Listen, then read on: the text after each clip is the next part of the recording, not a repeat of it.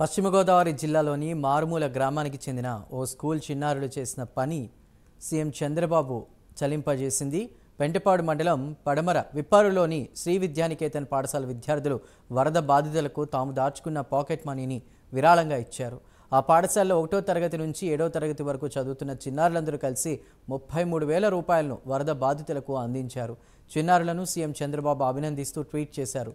ఇదే విషయంపై మరింత సమాచారాన్ని మా ప్రతినిధి శ్రీనివాస్ అందిస్తారు. ఇటీవల జరిగిన ఏదైతే బుడమేరు ఉప్పొంగడంతో ఒక్కసారిగా అంటే దాదాపుగా విజయవాడ ఒక విలయంగా మారిన పరిస్థితి అయితే నెలకొంది. దానికి సంబంధించి కూడా అనేక మంది పారిశ్రామికవేత్తలు అలాగే సినీ ప్రముఖులు ఎంతోమంది రాజకీయ నాయకులు వాళ్ళకి తోచిన విధంగా విరాళాలు అయితే ఇవ్వడం జరిగింది. దానికి సంబంధించి సాక్షాత్తు చంద్రబాబు నాయుడు గారు నిన్న ఒక ట్వీట్ అయితే చేయడం జరిగింది. దానికి ఏదైతే అంటే దాదాపుగా ఈరోజు అంటే నేను ఈరోజు మర్చిపోలేని రోజు సాక్షాత్తు పిల్లల్లో దాతృత్వం ఏ రకంగా పెంపొందుతుందా అనే ఒక ట్వీట్ అయితే జరిగింది. అదేవిధంగా రానున్న రోజుల్లో పెద్ద ఎత్తున అయితే దాదాపుగా అంటే పిల్లలు మొత్తం కూడా రానున్న రోజుల్లో ఒక సుబుద్ధ వాతావరణంలో అలవాటు పడుతున్నారు. రానున్న రోజుల్లో వచ్చే జనరేషన్ ఎలాంటి మార్పు చెందుతుందని చెప్పి ఆయన ఒక ఆనందం వ్యక్తం చేసిన పరిస్థితి అయితే నెలకొంది. దానికి సంబంధించి కూడా ఏదైతే శ్రీ విద్యానికేతన్ అంటే పెంటపాడు మండలం వెస్ట్ విప్పర్లోనే ఏదైతే శ్రీ విద్యానికేతన్ స్కూల్ గురించి ఆయన అయితే ట్వీట్ చేశారో దాన్ని అంటే వాళ్ళకి ఏదైతే పిల్లలకి చెప్తున్న విద్య అంటే దాదాపుగా విద్యకు సంబంధించి కూడా పెద్ద ఎత్తున అయితే కనుక వీళ్ళు పిల్లలకైతే కనుక ఉపాధ్యాయులు చెప్తున్న పరిస్థితి అయితే ఉంది. దానికి సంబంధించి మనం ఇక్కడ క్లాస్ రూమ్లో ఉన్నాం, విద్యానికేతన్ స్కూల్లో ఉన్నాము. దానికి సంబంధించి ఇక్కడ క్లాస్ టీచర్ని అడుగుదాం.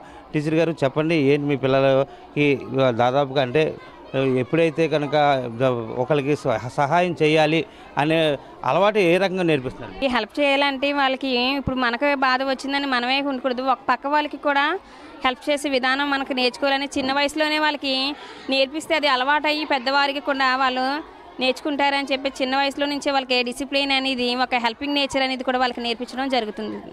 అంటే దాదాపుగా మీరు ఏదైతే కనుక ఇప్పుడు దాదాపు ఈ రిలీఫ్ ఫండ్ ఏదైతే ఫ్లడ్ రిలీఫ్ ఫండ్కి 33,000 రూపాయలు అయితే డొనేషన్గా ఇచ్చారో పిల్లలందరూ కూడా వాళ్ళ కిటీ బ్యాగుల్లోంచి కావచ్చు లేకపోతే వాళ్ళ దగ్గర ఫండ్ కింద కలెక్ట్ చేసింది అయితే ఇవ్వచ్చు.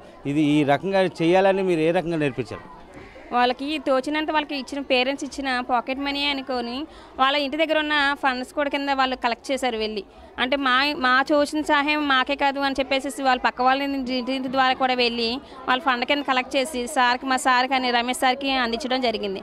మా సారు మా ఎంపీ కానీ ఎమ్మెల్యే వారికి ద్వారా అందించడం ద్వారా వెళ్ళి సీఎం సార్ దగ్గర వరకు వెళ్ళింది. ఈ స్కూల్ని ఎంతలా గుర్తింపు వచ్చినందుకు చాలా హ్యాపీగా ఫీల్ అవుతున్నాం. సరే, మొత్తానికి ఏదైతే చూసినట్టయితే కనుక ఈ పిల్లలు ఏదైతే డొనేషన్ చేసిన పిల్లలు అయితే ఉన్నారో వాళ్ళందరినీ కూడా అడిగి తెలుసుకునే ప్రయత్నం చేద్దాం. చిన్న నీ పేరేంటమ్మా? మనసు శ్రీ పద్మ. ఏంటి ఎంతవరకు డొనేట్ చేసావు? ఏంటి? 850. ఏ రకంగా తీసుకొచ్చావు డబ్బులు? విజయవాడలో వరదలు వచ్చినాయండి, అందుకనే ఫండ్స్ కలెక్ట్ చేస్తున్నాం. విజయవాడలో వరదలు వచ్చినందుకు మా రమేష్ సార్ ఫండ్స్ కలెక్ట్ చేయమన్నారు. మా పాకెట్ మనీ కూడా వేసామని చెప్పి. సరే చెప్పమ్మా, నీ పేరేంటి, నువ్వు ఎంత కలెక్ట్ చేసావు, ఏంటి? My name is Roshini. I am studying 5th class. నేనైతే 710 కలెక్ట్ చేశాను. విజయవాడ వరద బాధితుల గురించి మా రమేష్ సార్ ఫండ్స్ కలెక్ట్ చేయమన్నారు. రమేష్ సార్ వరద బాధితుల కోసం ఫండ్స్ కలెక్ట్ చేయమన్నారు, అసెంబ్లీ గ్రౌండ్లో చెప్పారు. మొత్తానికి చూసినైతే పిల్లల్లో దాదాపుగా ఏదైతే కనుక మొత్తం ఈ ఫ్లడ్ రిలీఫ్ ఫండ్ కలెక్ట్ చేసి అంటే దాదాపుగా రూపాయి పోగు చేసి ఇక్కడ ఉన్నది మారుమూల గ్రామంలో చిన్న ఊరు అయినప్పటికీ కూడా పెద్ద ఎత్తున అంటే పెద్ద గుర్తింపు పొందినట్టయితే సాక్షాత్తు ఒక రాష్ట్ర ప్రభుత్వమే గుర్తించిన విధంగా అయితే కనుక ఇక్కడ నెలకొంది. దానికి సంబంధించి కూడా మనం చూడవచ్చు చిన్న గ్రామంలో కూడా ఎంత స్కూల్ అతి చిన్న తక్కువ స్ట్రెంగ్త్లో కూడా ఒక రాష్ట్ర ప్రభుత్వం గుర్తించి ఆయన యొక్క మనోభావాన్ని కూడా ఒక ట్విట్టర్ ద్వారా వేదిక ద్వారా వ్యక్తపరిచే విధంగా అయితే కనుక ఈ స్కూల్ ప్రవర్తించింది. ఎంత సుగుణాలతో స్కూల్ని కూడా ఒక ప్రిన్సిపల్ అయినటువంటి ఉన్నారు మనతోని.